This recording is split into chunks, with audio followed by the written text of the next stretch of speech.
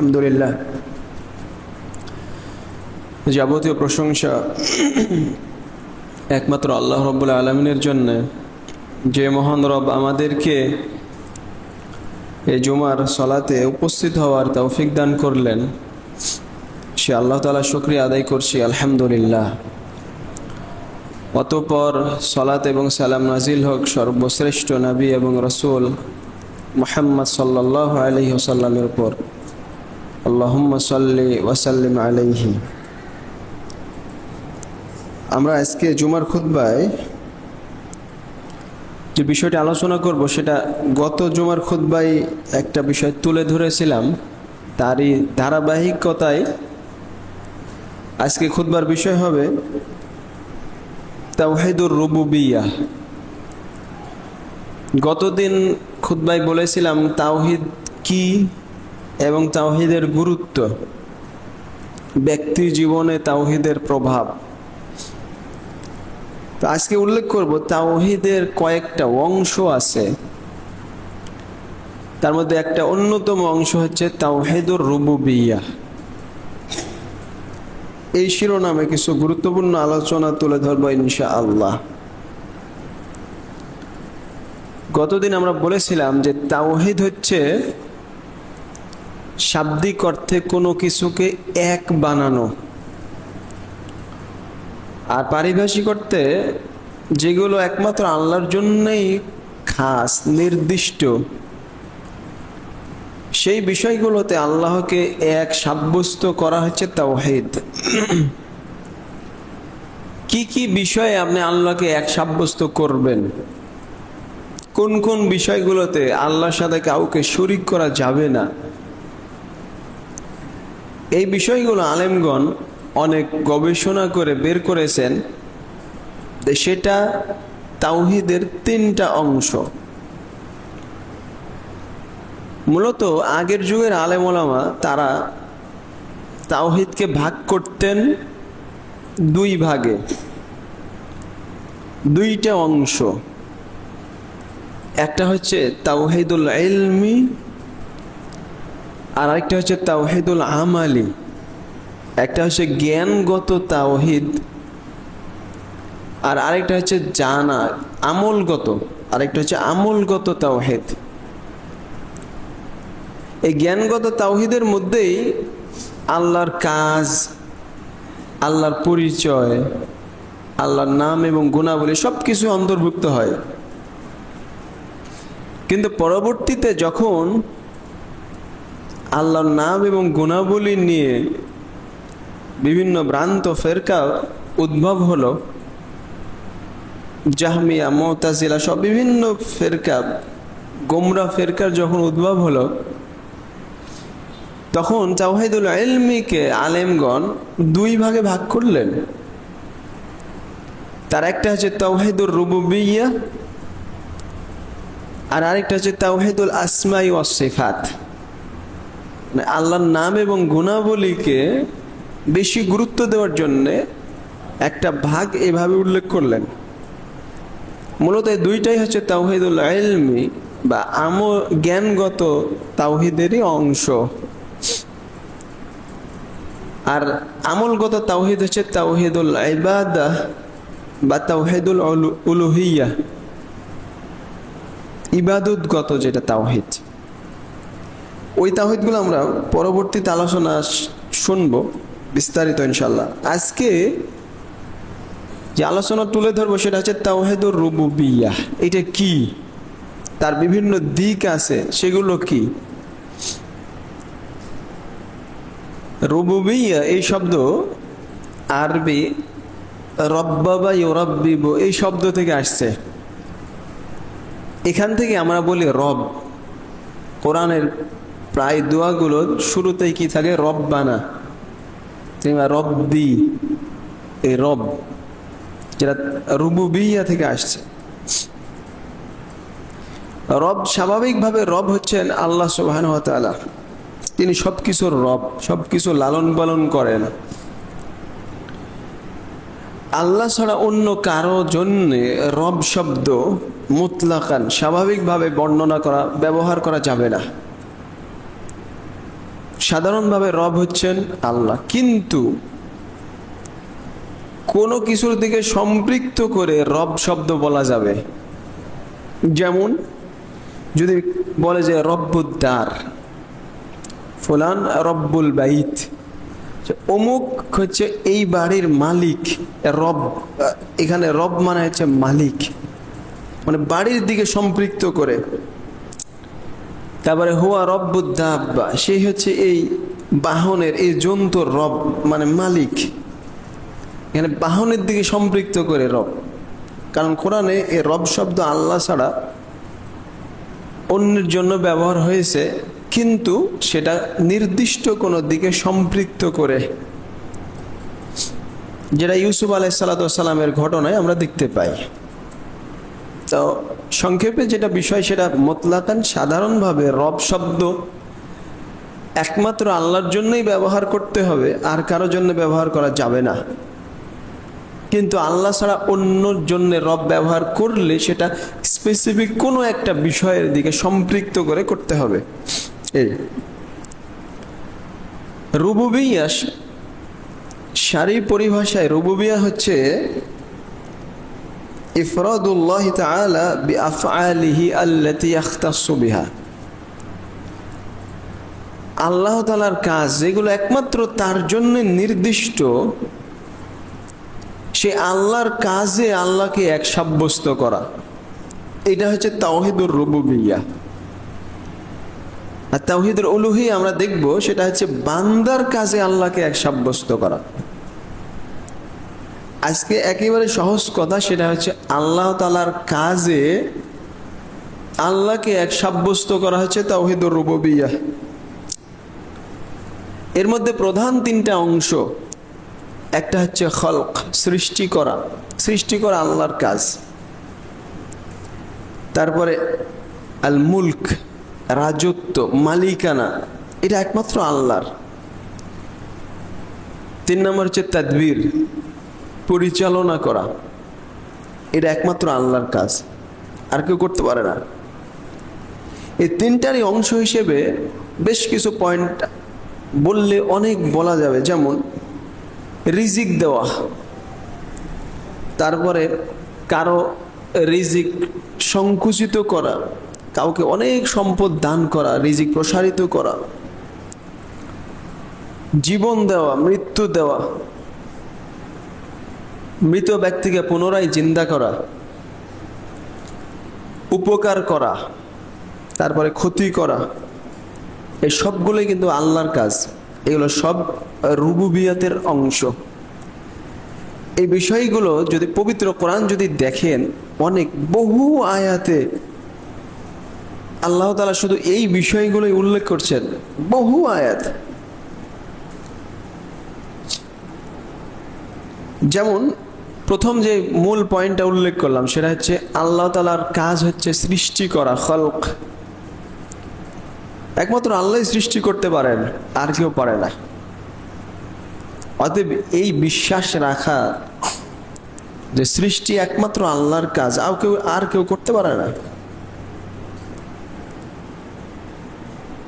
আল্লাহ তাআলা বলছেন, আলা লাহুল খালকু ওয়াল আমর তাবারাকাল্লাহু রাব্বুল আলামিন। জেনে রেখো, সৃষ্টি করা এবং আদেশ করা একমাত্র তারই কাজ, আল্লাহর বিষয়। হুয়াল্লাহুল খালিকুল বারিউল মুসাউবির। খালিক আল্লাহ তাআলাই, যিনি হচ্ছেন সৃষ্টিকর্তা, খালিক। আল্লাহ বলছেন, ওয়াল্লাযীনা ইয়াদউনা মিন দুনিল্লাহ লা ইয়াখলুকুনা শাইআন ওয়া হুম ইয়াখলাকুন, লা ইয়াখলুকুনা শাইআন ওয়া হুম ইয়াখলাকুন। যে আরবের মুশরিকরা, কাফের মুশরিকরা, যারা আল্লাহ ছাড়া অন্যকে ডাকে, অন্যের কাছে দোয়া করে, তারা তো কোনো কিছু সৃষ্টি করতে পারে না, বরং তারা নিজেরাই সৃষ্ট, তাদেরকেই সৃষ্টি করা হয়েছে, তারা কোনো কিছু সৃষ্টি করতে পারে না। আল্লাহ তাআলা এইভাবে বলছেন, ইন্নাল্লাযীনা তাদউনা মিন দুনিল্লাহ লা ইয়াখলুকু যুবাবাহ ওয়ালা ইজতামাউ লাহ। আল্লাহ ছাড়া তোমরা যাদেরকে ডাকো, আহ্বান করো, তারা কোনো কিছুই সৃষ্টি করতে পারে না, এমনকি একটা মাছিও তারা সৃষ্টি করতে পারে না।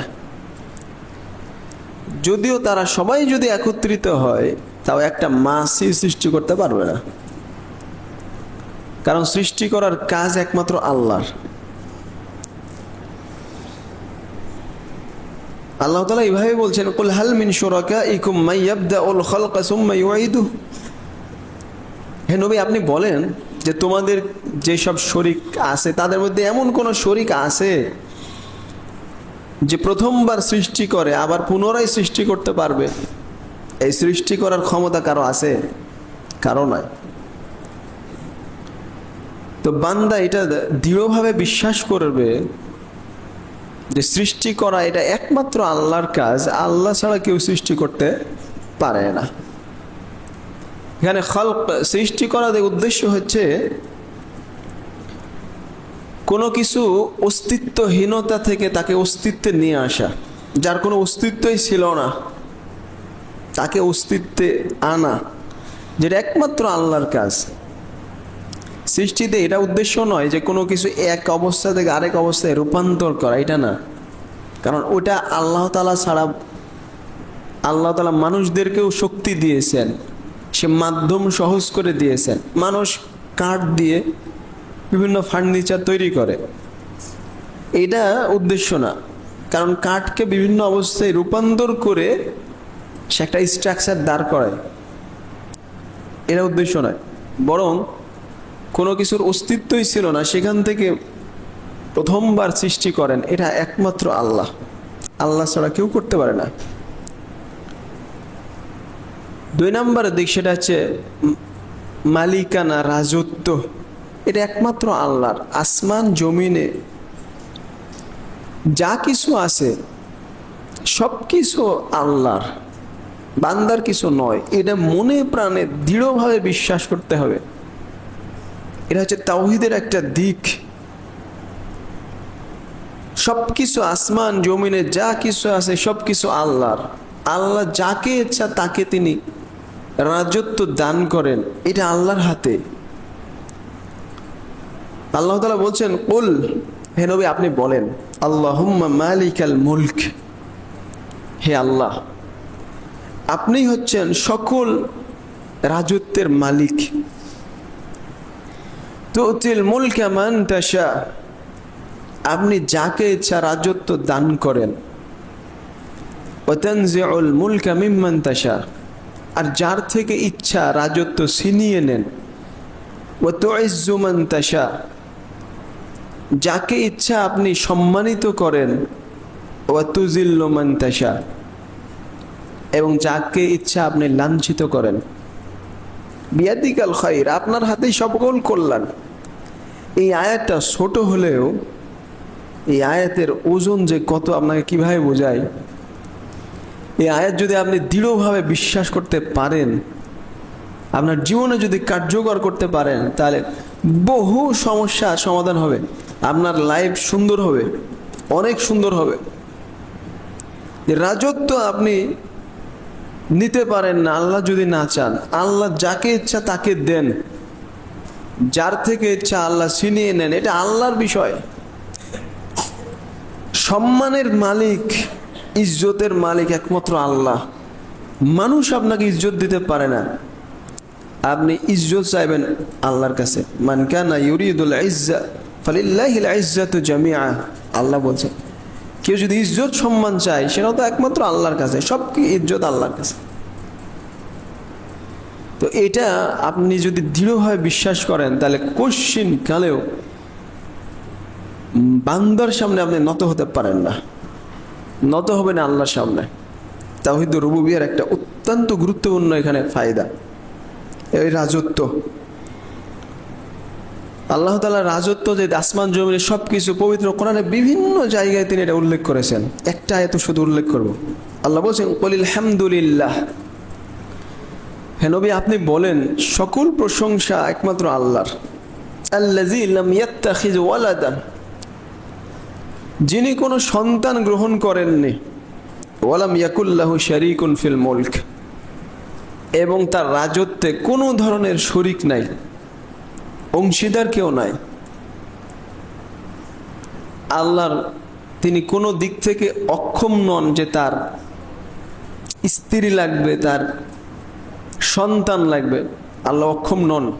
এই জন্য আল্লাহ তাআলা পবিত্র কোরআনে বিভিন্ন জায়গায় এটা নাকচ করেছেন। আল্লাহর স্ত্রী নাই, আল্লাহর সন্তান নাই, কারণ তিনি হচ্ছেন আল হাই আল কাইয়ুম, চিরঞ্জীব, সব কিছু ধারণ করে আছে, পরিবেষ্টন করে আছে আল্লাহ তাআলা। এই জন্য তার কোনো ধরনের ত্রুটি নাই, ঘাটতি নাই, যেটা আমরা তাওহীদুল আসমা ওয়াস সিফাতের ক্লাসে বিস্তারিত বলবো ইনশাআল্লাহ। তো রাজত্ব একমাত্র আল্লাহর। আল্লাহ ছাড়া কেউ আল্লাহর ইচ্ছার বাইরে রাজত্ব নিতে পারে না। 3 নম্বর দিক হচ্ছে তাদবীর, পরিচালনা। আপনার জীবন, ব্যক্তিগত জীবন থেকে শুরু করে এই বিশ্বজগতের সব কিছু, পুরা বিশ্বজগৎ, মহাবিশ্ব, সব কিছু পরিচালনা করেন একমাত্র আল্লাহ। তিনি আল্লাহু আকবার, সবচেয়ে বড়, তিনি আজিম, তিনি হচ্ছেন যুল কুওয়াতিল মাতিন, অত্যন্ত শক্তিশালী, তিনি হচ্ছেন আজিজ, সর্বজয়ী, তাকে কেউ হারাতে পারে না। তার শক্তি এত, তিনি যে এত মহৎ, তার বড়ত্ব যে এত বেশি, বিশ্বজগতের কত বড় বিশ্বজগৎ, এই সব কিছু তিনিই পরিচালনা করেন, তার সাথে কোনো শরিক নাই। আসমান জমিনে যা কিছু আছে, মহাবিশ্বে, এই গ্যালাক্সিতে যা কিছু আছে, সূর্য চন্দ্র একটা নির্দিষ্ট কক্ষপথে ঘুরছে, লক্ষ লক্ষ তারকা একটা নির্দিষ্ট কক্ষপথে ঘুরছে, সবকিছু আল্লাহর পরিচালনার অধীন, তিনি পরিচালনা করেন। আল্লাহ তাআলা পবিত্র কোরআনে বিভিন্ন জায়গায় এই কথা উল্লেখ করেছেন। সূরা রাদে আলোচনা পাবেন 2 নম্বর আয়াতে, সূরা ইউনুসে 3 নম্বর আয়াত, সূরা ইউনুসের 31 নম্বর আয়াতে আল্লাহ তাআলা এই কথা উল্লেখ করেছেন যে কুল মাইয়ারযুকুকুম মিনাস সামাই ওয়াল আরদ আম্মা ইয়ামলিকুস সামআ ওয়াল আবসার ওয়া মান ইউখরিজুল হাইয়্যা মিনাল মাইয়িত ওয়া ইউখরিজুল মাইয়িতা মিনাল হাইয়্য ওয়া মান ইউদাব্বিরুল আমর ফাসায়াকুলুনা আল্লাহ। আল্লাহ বলছেন, হে নবী আপনি বলেন যে আসমান থেকে তোমাদেরকে কে রিজিক দেয়, আসমান এবং জমিন থেকে। শ্রবণ শক্তি এবং দৃষ্টি শক্তির মালিক কে? কে মৃত থেকে জীবিত বের করে এবং জীবিত থেকে মৃত বের করে কে? তারপরে কে সব কিছুর পরিচালনা করে? এই কথা যখন আপনি কাফের মুশরিকদেরকে বলবেন, তারা বলবে, অবশ্যই বলবে যে এগুলো একমাত্র আল্লাহ করেন, আর কেউ না। এগুলো আপনার ঈমানের বিষয়, আকীদার বিষয়। এই যে প্রধান 3টা বিষয় উল্লেখ করলাম, সৃষ্টি করা, রিজিক, মালিকানা এবং পরিচালনা করা, এর অধীনে অনেকগুলো বিষয় চলে আসে। যেমন তিনি হচ্ছেন রব, তিনি প্রথমবার সৃষ্টি করেন, আবার পুনরায় আপনাকে সৃষ্টি করতে সক্ষম। যিনি প্রথমবার কোনো ধরনের মডেল ছাড়া, অস্তিত্ব ছাড়া আপনাকে এত সুন্দরভাবে, নিখুঁতভাবে সৃষ্টি করতে পারেন, সেই রবের জন্য অবশ্যই অবশ্যই দ্বিতীয়বার সৃষ্টি করা আরো সহজ। যে কথা আল্লাহ তাআলা পবিত্র কোরআনে উল্লেখ করেছেন, ওয়া হুয়া আহওয়ানু আলাইহি, তার জন্য দ্বিতীয়বার সৃষ্টি করা আরো সহজ। আল্লাহ তাআলা তিনি হচ্ছেন রব, তিনি একমাত্র মৃত্যু দেন, তিনি জীবন দেন। আপনার প্রত্যেক প্রাণীর জন্য নির্দিষ্ট একটা আয়ু তিনি লিখে রেখেছেন, যার 1 সেকেন্ড আগে এবং পরে হবে না। তিনি একমাত্র মৃত্যু দান করেন। তিনি বলছেন ইউহয়ি ওয়া ইউমিত, তিনি জীবন দেন, তিনি মৃত্যু দেন। জীবিত করার মালিকও একমাত্র আল্লাহ, মৃত্যু দেওয়ার মালিকও একমাত্র আল্লাহ। সকল সৃষ্টি যদি একত্রিত হয় আপনাকে হত্যা করার জন্য, আর আল্লাহ যদি না চায়, কোশ্চেনকালেও সম্ভব না। এই বিশ্বাস, এই ঈমান আপনার অন্তরে যখন দৃঢ় হবে, তখন আপনার ঈমানটা কোন লেভেলে যাবে আপনি চিন্তা করেন। সুবহানাল্লাহ। তারপর এর সাথে সম্পর্কিত বিষয় হচ্ছে উপকার করা এবং ক্ষতি করা। এটা একমাত্র আল্লাহর কাজ, একমাত্র আল্লাহর হাতে। আল্লাহ যদি না চায় তাহলে পৃথিবীর কেউ ক্ষতি করতে পারবে না, আর আল্লাহ যদি না চায় তাহলে পৃথিবীর কেউ উপকার করতে পারবে না। এই আকীদা, এই বিশ্বাসটাই রাসূলুল্লাহ সাল্লাল্লাহু আলাইহি সাল্লাম তার চাচাতো ভাই ছোট্ট ছেলে আব্দুল্লাহ ইবনে আব্বাসকে দিচ্ছিলেন। ইয়া গোলাম লাউ আন্নাল উম্মাহ ইজতামাউ আলা আন ইয়াদুররুকা বিশাইইন লাম ইয়াদুররুক ইল্লা মা কাতাবাল্লাহু আলাইক। হে বৎস শুনো, যদি এই পৃথিবীর সবাই একত্রিত হয় তোমার ক্ষতি করার জন্যে, তাহলে আল্লাহ তোমার তাকদিরে যা লিখে রেখেছেন তার বাইরে তারা কিছুই করতে পারবে না, কারণ ক্ষতি করার মালিক তো আল্লাহ। লাউ আন্নাল উম্মাতা লাউ ইজতামাউ আলা আন ইয়ানফাউকা বিশাইইন লা ইয়ানফাউক ইল্লা মা কাতাবাল্লাহু লাক। এই উম্মতের সবাই যদি একত্রিত হয় তোমার উপকার করার জন্য, কোশ্চেন কালেও পারবে না, ততটুকু পারবে যতটুকু তোমার তাকদিরে লেখা আছে। উপকার করা এবং ক্ষতি করা এটা একমাত্র আল্লাহর কাছে। সুতরাং আপনার উপকার চাইবেন আল্লাহর কাছে, ক্ষতি থেকে বাঁচতে চাইবেন আল্লাহর কাছে। মাধ্যম ধরা না ধরা সেটা ভিন্ন মাসালা, সেটা অন্যদিন আলোচনা হবে। কিন্তু আপনি বুঝাতে যাচ্ছে আপনার আকীদা, বিশ্বাস হতে হবে যে উপকার একমাত্র আল্লাহ করেন, ক্ষতি থেকে আমাকে বাঁচাতে পারলে একমাত্র আল্লাহ পারবেন, আর কেউ না।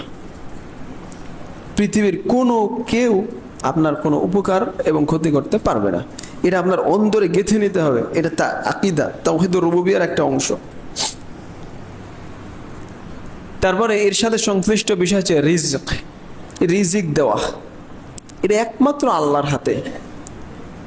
তিনি তার ইচ্ছা অনুযায়ী যাকে ইচ্ছা তার রিজিক সংকুচন করেন, যাকে ইচ্ছা তার রিজিক বাড়িয়ে দেন। একজন কম কাজ করে কিন্তু সে অনেক অর্থ কামাই করে, আরেকজন সারাদিন পরিশ্রম করে কিন্তু সে খুব বেশি অর্থ কামাতে পারে না। কেন? একই দক্ষতা সম্পন্ন মানুষ, একজনে দেখবেন সে দুনিয়াতে অনেক অর্থ সম্পদশালী, আরেকজনের কিছুই নাই। কেন? কারণ এটা আল্লাহর ইচ্ছাই হয়, আপনি চাইলেই হবে না।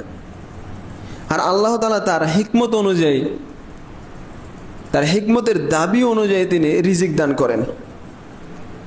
কারণ বান্দাকে যদি আল্লাহ তাআলা রিজিক প্রসারিত করে দেন তাহলে সে সীমালঙ্ঘন করবে।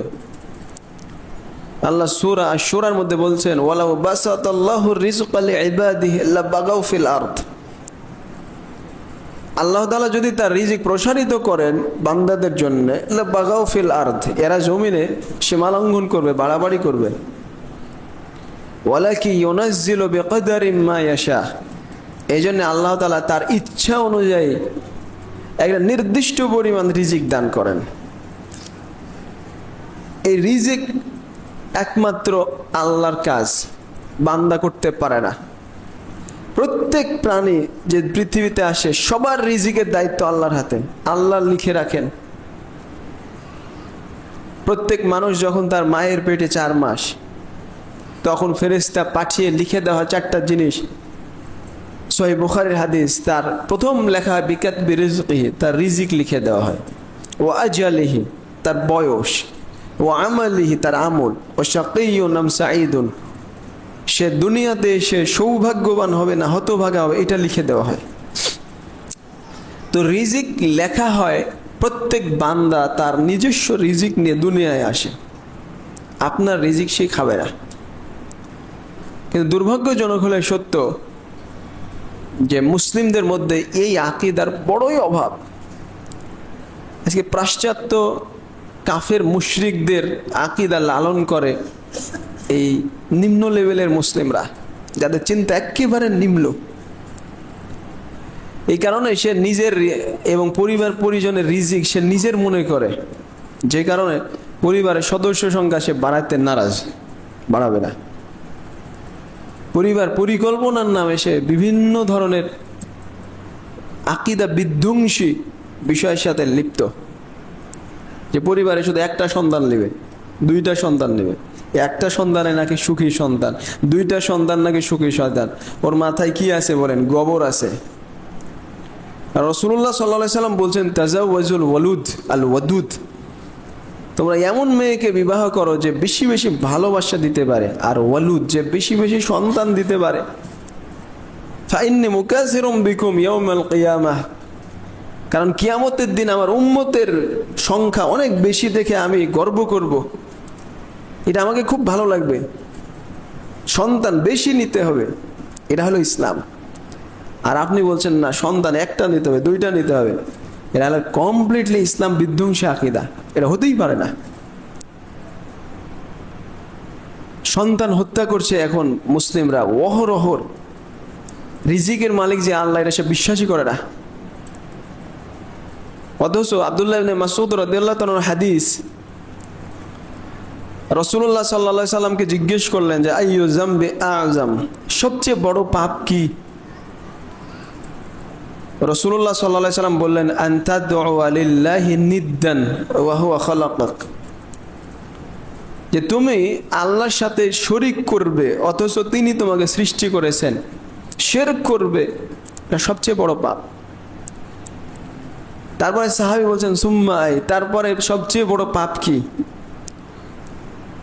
রাসূলুল্লাহ সাল্লাল্লাহু আলাইহি সাল্লাম বলছেন আন তাকতুলা ওয়ালাদাক তাখাফু আন ইয়াতআমা মাআক, যে তুমি তোমার সন্তানকে হত্যা করবে এই ভয়ে যে সে তোমার সাথে খাবে, তোমার রিজিকে ভাগ বসাবে, রিজিকের ভয়ে তোমার সন্তান হত্যা করবে, এটা সবচেয়ে বড় পাপ। তারপর সাহাবী বলছেন যে তারপরে কোনটা? তিনি বলছেন আন তুজানিয়া হালিলাতা জারিক, তোমার প্রতিবেশীর স্ত্রীর সাথে জিনা করবে, এটা সবচেয়ে বড় পাপ। এই হাদিস উল্লেখ করে আব্দুল্লাহ ইবনে মাসউদ রাদিয়াল্লাহু তাআলা একটা আয়াতের ব্যাখ্যা দিতেন সূরা ফুরকানে, যে রহমানের বান্দার গুণ ওয়াল্লাযিনা লা ইয়াদউনা মা'আল্লাহি ইলাহান আখার ওয়া লা ইয়াকতুলুনা আন-নাফসাল্লাতী হারামাল্লাহু ইল্লা বিল হক ওয়া লা ইয়াজনুন। তিনটা পয়েন্ট রহমানের বান্দার, যে আল্লাহ ছাড়া অন্য কাউকে এরা ডাকে না। দুই, আল্লাহ তাআলা যে যথাযথ কারণ ছাড়া এরা অন্য কাউকে হত্যা করে না, কোনো কাউকে হত্যা করে না। তিন, ওয়ালা ইয়াজনুন, এরা ব্যভিচার করে না। তো আব্দুল্লাহ ইবনে মাসউদ রাদিয়াল্লাহু তাআলা আনহু এই আয়াতের তাফসিরে এই হাদিস উল্লেখ করতেন, যে এই হাদিসে এই আয়াতের ব্যাখ্যা শিরকের সবচেয়ে বড় ধরন কি? সেটা হলো আন তাজআলা লিল্লাহি নিদ্দান ওয়া হুয়া খালাকাক, আল্লাহ সৃষ্টি করেছেন আর তারপরেও তার সাথে আপনি শরীক করবেন, এটা সবচেয়ে বড় শিরকের ধরন। তারপর নফস হত্যা করার সবচেয়ে বড় ধরন কি? সেটা হচ্ছে নিজের সন্তানকে আপনি হত্যা করবেন রিজিকের ভয়ে, এটা সবচেয়ে বড় ধরন। আর ব্যভিচার করার সবচেয়ে বড় দিক কি? সেটা হচ্ছে প্রতিবেশীর স্ত্রীর সাথে ব্যভিচার করবেন, কারণ এখানে প্রতিবেশীর হক নষ্ট করছেন আবার ব্যভিচার করছেন, ডাবল গুনাহ। এই জন্য ব্যভিচারের সবচেয়ে বড় ধরন এটা। যাকে আলা করলেন ওই দিকে যাও না, দেখানোর উদ্দেশ্য হচ্ছে রিজিক যে একমাত্র আল্লাহ দেন এই বিশ্বাস আপনাকে নিতে হবে। পরিবার পরিকল্পনার নামে যে নোংরা চিন্তা আপনি করেন, এটা ইসলাম বিধ্বংসী চিন্তা, এটা থেকে আপনাকে বেরিয়ে আসতে হবে। সন্তান নিতে হবে অনেক অনেক বেশি, যত হয় তত, এটাই মুসলিমদের চিন্তা হবে। সন্তান বেশি হলে কখনো পরিবার অসচ্ছল হয় না।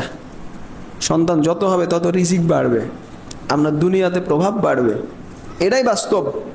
আর যখনই চিন্তা করবেন যে পরিবার ছোট, এটা কাফেরদের চিন্তা, মুসলিমকে ধ্বংস করার চিন্তা, এটা ইসলামী চিন্তা নয়। তো রিজিক একমাত্র আল্লাহর হাতে, এটা আপনাকে বিশ্বাস করতে হবে। তারপরে সাহায্য করা এবং হেদায়েত দেওয়ার মালিক এটা একমাত্র আল্লাহর কাজ, এটা আপনাকে বিশ্বাস করতে হবে। আল্লাহ ছাড়া কেউ কাউকে হেদায়েত দিতে পারে না। হেদায়েত তৌফিক, যেটা একটা হেদায়েত দুই প্রকার, একটা হচ্ছে মানুষকে এমনি দিক নির্দেশনা দেওয়া, এটা নবী রাসূলদের কাজ, তারা করতে পারেন, কিন্তু তৌফিক একবারে গন্তব্যস্থলে পৌঁছানো এটা একমাত্র আল্লাহর কাজ। এই জন্য আল্লাহ তাআলা বলছেন ইন্নাকা লা তাহদি মান আহবাবতা ওয়ালাকিন্নাল্লাহু ইয়াহদি মান ইয়াশা। আপনি যাকে ভালোবাসেন, পছন্দ করেন, তাকেই হিদায়াত করতে পারেন না, বরং আল্লাহ যাকে ভালোবাসেন, আল্লাহ যাকে চান, তাকে তিনি হিদায়াত করেন। এটা আল্লাহর কাছে। এই জন্য যুগে যুগে আল্লাহ তাআলা বিভিন্ন নজির রেখে দিয়েছেন যারা নিজেদের লোকদেরকে হিদায়াত করতে পারেনি। নূহ আলাইহিস সালাতু ওয়াস সালাম তার ছেলেকে হিদায়াত করতে পারেনি। সূরা হুদে হৃদয় বিদারক যে বর্ণনা, এটা দেখে নেবেন, সে ধ্বংস হয়ে গেছে। লূত আলাইহিস সালাতু ওয়াস সালাম তার স্ত্রীকে হিদায়াত করতে পারেনি, যেটা সূরা আত-তাহরিমে আল্লাহ তাআলা উল্লেখ করেছেন। নূহ আলাইহিস সালাম তার স্ত্রীকেও পারেনি। এই বিষয়ে সূরা আত-তাহরিমের ওই একই আয়াতে আল্লাহ তাআলা বর্ণনা করেছেন। রাসূলুল্লাহ সাল্লাল্লাহু আলাইহি সাল্লাম তার নিজের চাচা, যে চাচা তাকে ছোট থেকে লালন পালন করেছেন, নিজের বাবা মার স্থান দখল করেছেন চাচা, যে আবু তালেব চাচা থাকা অবধি মক্কার কাফের মুশরিকরা কেউ তার শরীরে আসর কাটা তো দূরের কথা, হাত দেওয়ার সাহস পায়নি। সেই চাচাকে পর্যন্ত তিনি হিদায়াত করতে পারেননি, কারণ হিদায়াতের মালিক একমাত্র আল্লাহ। আল্লাহ যাকে ইচ্ছা হিদায়াত করবেন, যাকে ইচ্ছা তিনি গোমরাহ করবেন। এটা আল্লাহর কাজ, এটা আপনাকে বিশ্বাস করতে হবে। এটা বিশ্বাস করলে তখন আপনি হিদায়াত চাইবেন একমাত্র আল্লাহর কাছে, নির্ভর করবেন, তাওয়াক্কুল করবেন আল্লাহর কাছে। যখন বিশ্বাস করবেন যে আমার রিজিক, উপকার করা, ক্ষতি করা মালিক সব আল্লাহ, তখন তা আপনার তাওয়াক্কুল করার লেভেলটা অনেক উপরে চলে যাবে। আপনি দুনিয়ার কাউকে পরোয়া করবেন না, কোনো বান্দার ওপর আপনার ভরসা থাকবে না, শুধু নির্ভর করবেন আল্লাহর ওপর। আর এটাই আল্লাহ তাআলা চান। রাসূলুল্লাহ সাল্লাল্লাহু আলাইহি সাল্লাম তার সাহাবীদেরকে এইভাবে তরবিয়ত করেছিলেন যে বান্দা একমাত্র আল্লাহর মুখাপেক্ষী হবে, মানুষের মুখাপেক্ষী হবে না, কোনো দিক থেকে না। এই জন্য রাসূলুল্লাহ সাল্লাল্লাহু আলাইহি সাল্লাম তার সাহাবীদের কাছে বায়াত নিতেন যে আমার কাছে এই মর্মে বায়াত করো যে দুনিয়ার কারো কাছে কোনো কিছু চাইবে না। এই সম্পর্কে বেশ কিছু হাদিস আছে। বান্দা সব কিছু একমাত্র আল্লাহর মুখাপেক্ষী হবে, বান্দার মুখাপেক্ষী নয়। এরা নিয়ে সম্ভবত এখানে একটা খুতবাও দিয়েছিলাম, বান্দার অমুখাপেক্ষিতা নিয়ে। আমার যতটুকু মনে হয়েছে, এই মসজিদে নাইলে অন্য মসজিদে আমার খেয়াল নাই, তো একটা খুতবা আছে ভিডিও এই বিষয়ে। তো এটা হচ্ছে তাওহীদুর রুবুবিয়্যার একটা ফল। লাস্ট পয়েন্ট উল্লেখ করব, সেটা হচ্ছে তাওহীদুর রুবুবিয়্যা। এটা কিন্তু যুগে যুগে প্রত্যেক কাফের মুশরিক তারা কিন্তু মানত, কিন্তু তারপরেও তারা ইসলামের মধ্যে আসেনি।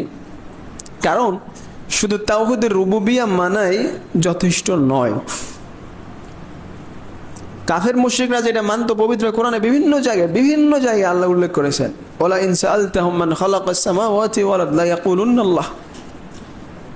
যদি আপনি তাদেরকে জিজ্ঞেস করেন যে আসমান এবং জমিন কে সৃষ্টি করেছে, তারা বলবে আল্লাহ। ওয়া ইয়ামলিকুস সামআ ওয়াল আবসার ওয়া ইউদাব্বিরুল আমরা ফাসায়াকুলুনাল্লাহ।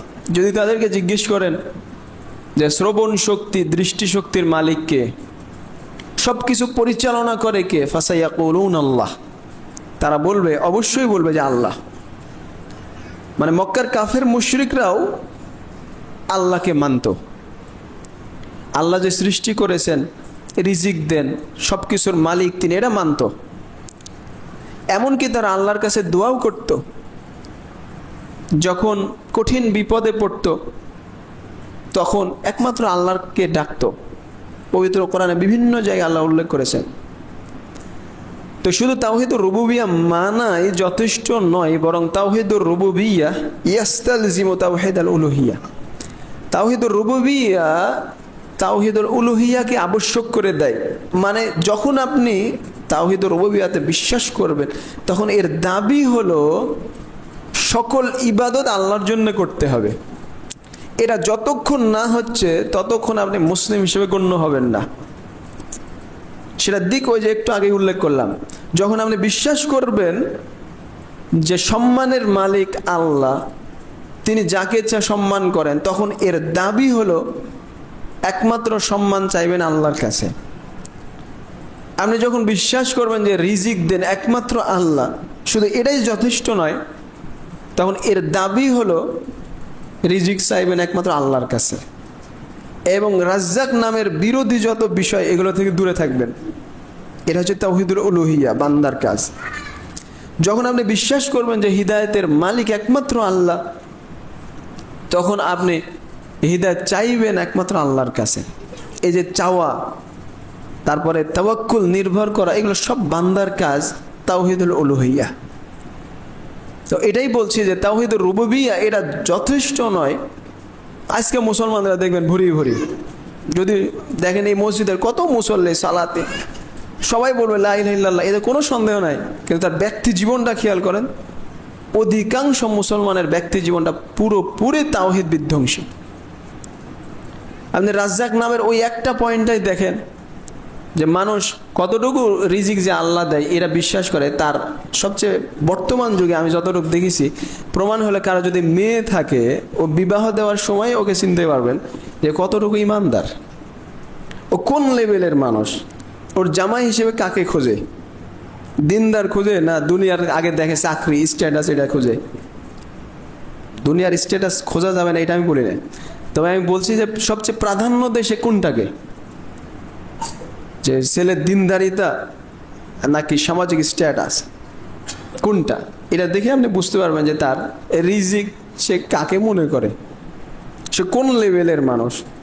সমাজে তো দাড়ি টুপি সবারই আছে, সবাই সালাত আদায় করে, সবাই বক্তা। আমি দেখি যে সবাই এখন এত জানে, একজন স্বাভাবিক লেবারও যে বক্তৃতা করতে পারে, আলেম ওলামা পারবে না, মানে সবাই জানে, কিন্তু কাজের দিক থেকে কয়জন, এটা নাই।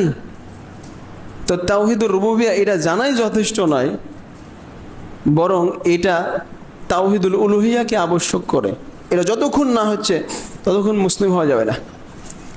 আল্লাহ আমাদের সবাইকে বোঝার তৌফিক দান করুন। আল্লাহুম্মা আমিন। আকুলু কওলি হাযা আস্তাগফিরুল্লাহ লি ওয়া লাকুম ওয়া লিসাইরিল মুসলিমিন।